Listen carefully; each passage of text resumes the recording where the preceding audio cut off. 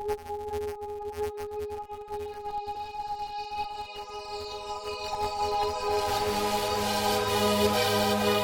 and welcome to MalMakes. Today we're painting a scene from Milky Way Wishes from Kirby Super Star.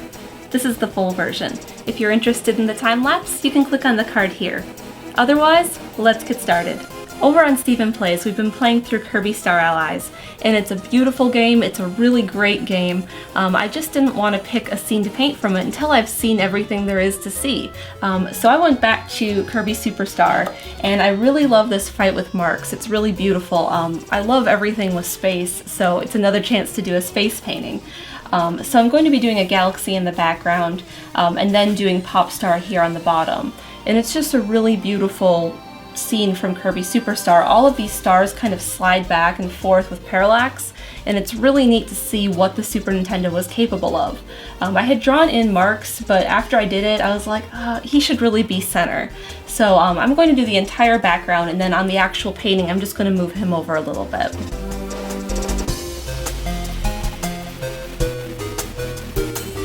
I've taped in my horizon line, and it's not something I had to do, but normally I'm working on a black gessoed canvas for these space paintings, and I didn't have any. So what I did is I taped this off to make sure I didn't waste any paint by filling it in. And what I'm going to do first for this galaxy painting is I'm going to paint in this triangle, and then this triangle up here with solid carbon black, and just kind of fade it towards this middle part. I drew in a line where I want all of the clouds of the galaxy to go, just so I knew not to paint carbon black over there.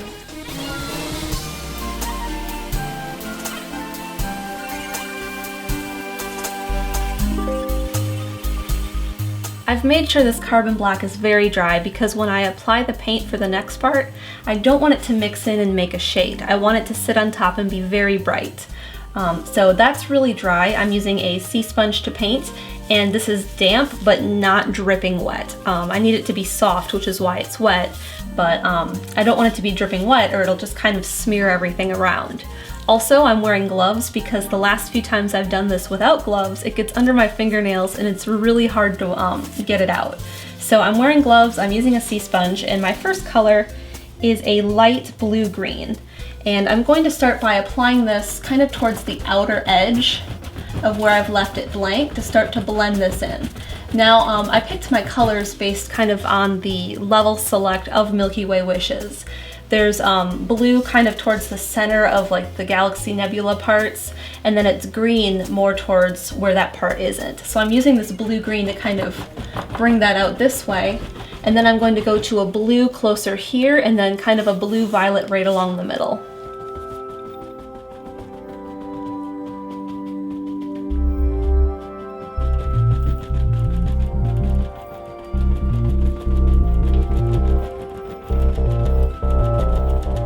Once I'm starting to get a good kind of flow here, I'm going to mix in a little bit more white with my colors and just try and keep this a little bit more towards the center.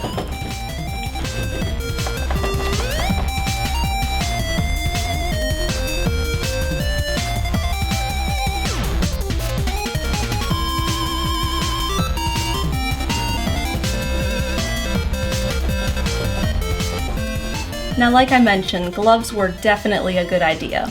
The last thing to do with this background is to add some stars, and I do that with Golden's High Flow Acrylic and Titanium White, and I just put a little bit on my palette. I don't need a whole lot for this. And then I use just a cheap toothbrush, and I set it right in that paint and kind of scrub it around so I get just a little bit on the bristles. And then I can pull the bristles back and let go to start to put some stars here. And I'm going to concentrate them on the center of this part here, but there will be some all over the rest of this sky background.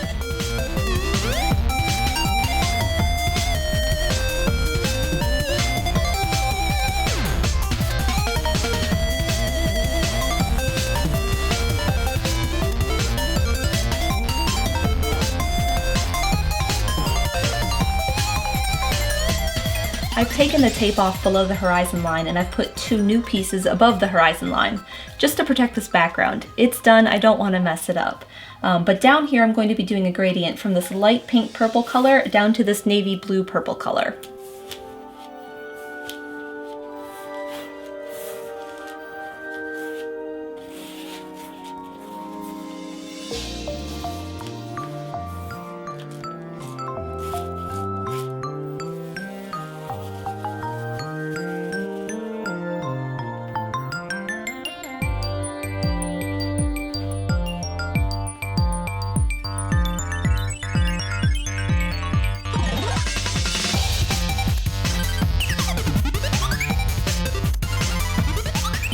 My next layer is these light sources on the horizon.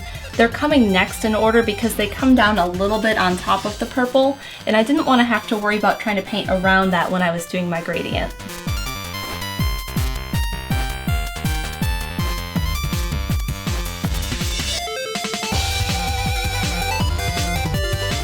I've done one layer of white just because it's going to be a little bit transparent where you can see some of the background behind it, and I want it to be super opaque, so I'm going to have to do a few layers.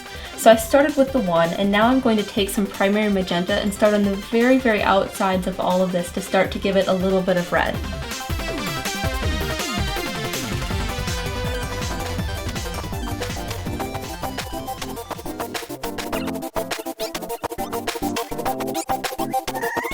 I started with red because getting this nice edge is most important.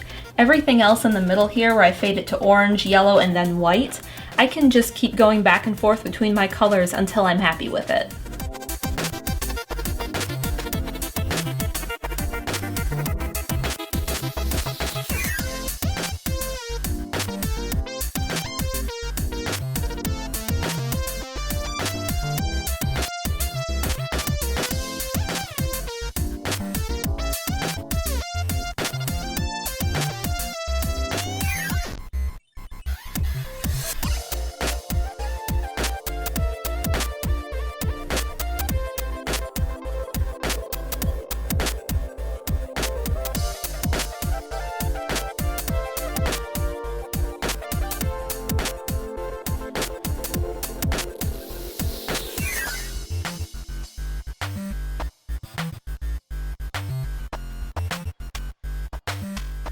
The stars are a little bit tricky to get right, but I wanted them to look correct because they have this forced perspective where they're tilted back and foreshortened. So what I did is I figured out how big this was, which was 6 inches, how far down this comes from the horizon, which is about a 1/2 inch, and how far down I want it to be before any stars start, which is another 1/2 inch. So in my sketchbook I kind of blocked that in, so here's the space I have for the foreground, here's kind of the explosion thing, and then the 1/2 inch marking of how far down that comes, and then the 1/2 inch that I want between those two things. Then I roughly sketched in where I wanted the stars to go to kind of give myself an idea of how far apart they should be. And then I measured it and kind of made it a nice even number, so the first one's going to be a 1/4 inch, and then I have a gap of a 1/4 inch, and then the next one's going to be 3/8, and then I have a gap of 3/8, so it kind of goes down like that, getting bigger each time.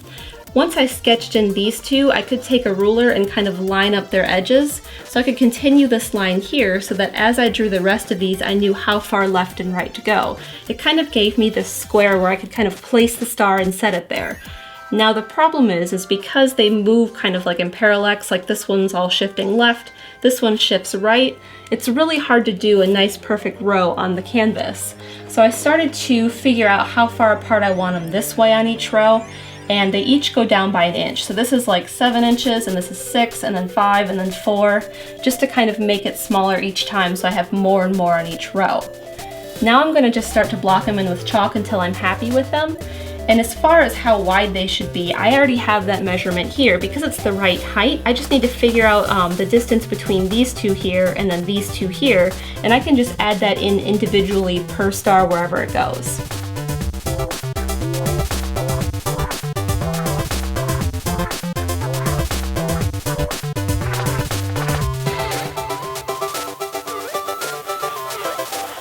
The stars I had first drawn were a little bit skewed, they didn't look right.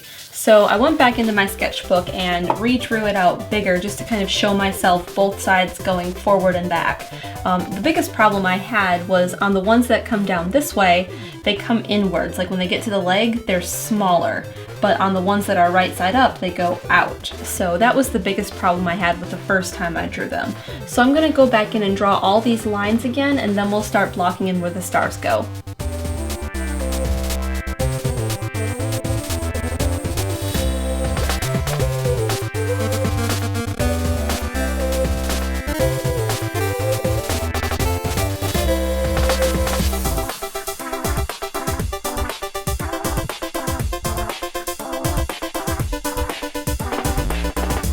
Basically, what I'm doing is each spot I've placed for a star here on the canvas, I'm figuring out what kind of star it is. So this one right here, I've already drawn myself a vertical line, and I'm going to have it be a right side up star because this one's upside down. So if I go to my paper where I've drawn everything and measured everything perfectly, I'm going to do a right side up star 1, 2, 3 from the bottom. So this star right here, I'm going to take all of the measurements for it and then apply it to this line, where this line is just right down the middle of it. So to start with, I can just take my ruler and figure out that between the legs here, it's 1 3/4 inches. So then I can center that on my line and measure 1 3/4 inches, and then just kind of work that way through all of the different pieces of the star until I have it filled in.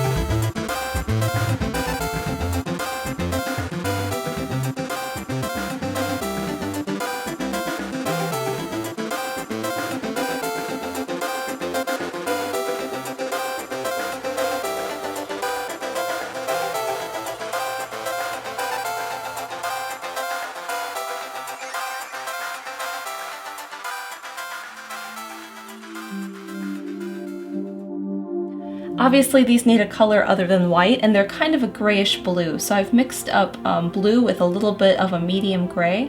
And then once all of that is done with that same gray blue, I'm going to take the original blue and just do the bottoms of all of them to give them a shadow.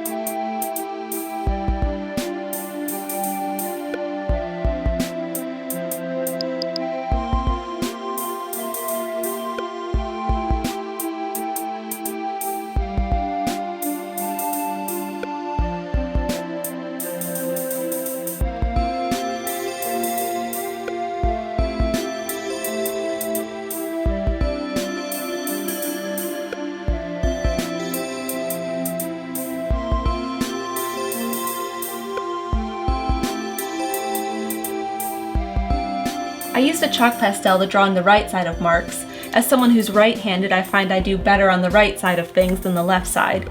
And then I used my ruler to measure out how far things are so I could make them the same on the left and the right. Next, I'm taking my paint marker and I'm just going to go back over my chalk outlines just so that when I'm doing the painting, I don't smear and lose any of this chalk drawing with my hand.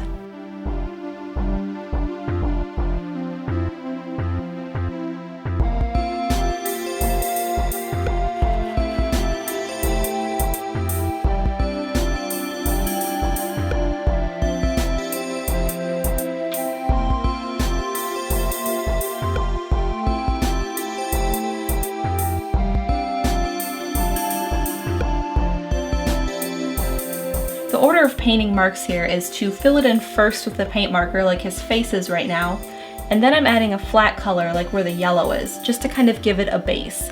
And then I'm going to paint it a second time but with value.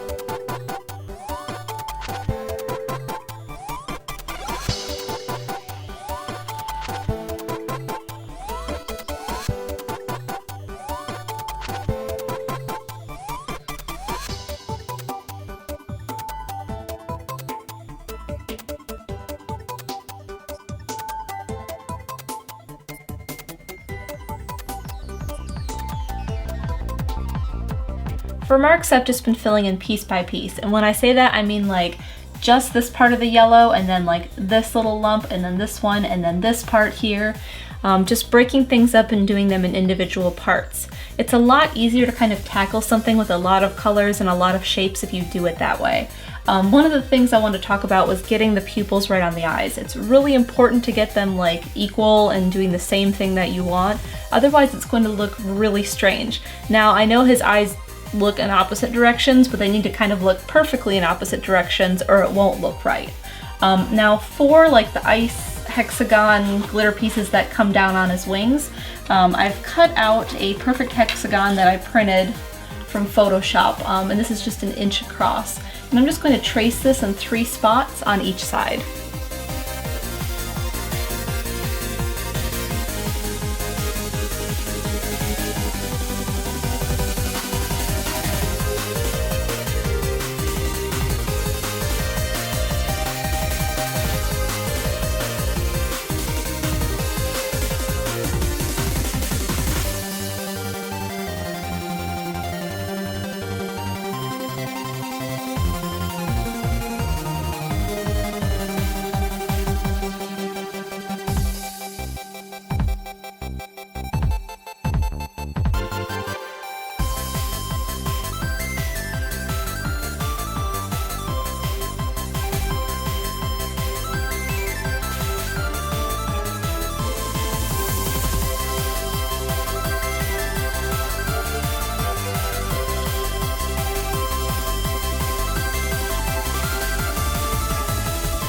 And we're done! We have Marx from Kirby Super Star. If you're interested in this piece, you could buy a poster or a phone case, or fit on this original canvas. There's links down below. Also, consider supporting me on Patreon. You can find out more at supportmal.com. Thank you so much for watching. Don't forget to subscribe so you don't miss future episodes of MalMakes, and I'll see you again here for another video game painting.